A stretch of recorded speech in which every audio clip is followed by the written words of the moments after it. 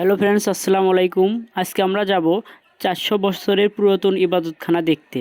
আমি এই ইবাদতখানাটি দেখার জন্য সোনাতলা উপজেলা থেকে রওনা দিলাম। এই ইবাদতখানাটি অবস্থিত বগুড়া জেলার সোনাতলা থানার জোরগসা ইউনিয়নের নওদাবগা গ্রামে।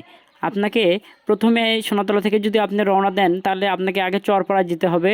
তারপর ওখানে গিয়ে আপনি যে কাউকে জিজ্ঞাসা করবেন আমি নওদাবগা গ্রামে যাব। তারপর নওদাবগা গ্রামে গেলেই এই ইবাদতখানাটি আপনি দেখতে পারবেন। যখন আপনি সোনাতলা থেকে রওনা দেবেন তখন আশেপাশে এরকম সুন্দর সুন্দর বালির পালা এবং সুন্দর সুন্দর কিছু মুহূর্ত দেখতে পারবেন। আপনারা যদি এই ইবাদতখানাটিতে দেখতে আসেন বা ঘুরতে আসেন তাহলে অবশ্যই আপনারা বিকেলের দিকে আসবেন, কেননা এখন যে রোদ আর তাপমাত্রা, এর মাঝে যদি আপনি সকালে বা দুপুরে আসেন তাহলে আপনার শরীর অনেক ক্লান্ত হয়ে যাবে, তখন আপনাকে একটু ভালো লাগবে না এখানে এসে। তাই আপনারা বিকেলে শান্ত পরিবেশে আসবেন। আমরা রাস্তাতে যাওয়ার সময় অনেক সুন্দর সুন্দর কিছু জায়গা দেখলাম, ঘুরলাম। আর অল্প সময়ের মধ্যেই আমরা পৌঁছে যাব সেই নওদাবগা গ্রামে। আমরা সন্নিকটে এসেছি। আমার হাতের বাম পাশে এখন এই পুরাতন মসজিদটি। আমরা এই গ্রামের ভিতর প্রবেশ করেছি। গ্রামের ভিতর একটু কাঁচা রাস্তা হবে, এটা আপনাকে মেনেই নিতে হবে। এই যে আমি মসজিদের সামনে রোডের দিকে যাচ্ছি, আমি মসজিদের সামনে গিয়ে দেখতে পেলাম অনেক ভাইয়েরা বাইক নিয়ে আসছে, তারা ছবি তুলতেছে। কি পোজ রে ভাই! আমি তো মসজিদটি দেখে অনেক মুগ্ধ হয়ে গেছি। মসজিদ নির্মাণের সঠিক ইতিহাস ও পূর্ণাঙ্গ তথ্য কেউ দিতে না পারলেও স্থানীয়রা জানান 1600 খ্রিস্টাব্দে এই মসজিদ দুটি নির্মাণ করা হয়। দুই ভাই নিজেদের ইবাদত বন্দিগির জন্য পাশাপাশি দুটি মসজিদ নির্মাণ করেন এবং তারা নিজ নিজ মসজিদে নামাজ আদায় করেন।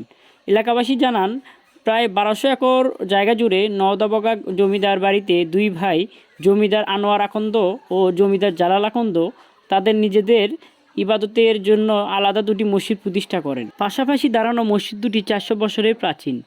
ইসলাম ও মুসলমানদের ইবাদতের প্রতি আগ্রহ ও উৎসাহের প্রতি ঐতিহ্যের চমৎকার একটি নিদর্শন। ভিন্ন দুটি অলঙ্করণে নির্মিত ইবাদতখানায় একটি বড় ও উঁচু আকৃতির গম্বুজ থাকলেও অন্যটি প্রায় গোলাকার আদলে তৈরি।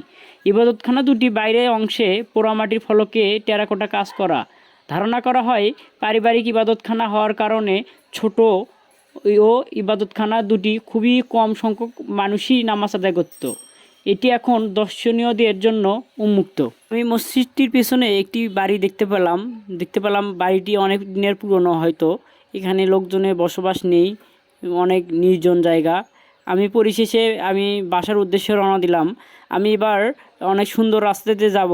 এটা হচ্ছে আমি কর্পুর রোড দিয়ে যাব, কেননা এই রোডটা অনেক সুন্দর এবং ভালো লাগে। আমি পরিশেষে সোনাতলার উদ্দেশ্যে রওনা দিচ্ছি। আমি কর্পুর রোড দিয়ে যাচ্ছি। আপনারা সবাই ভালো থাকবেন।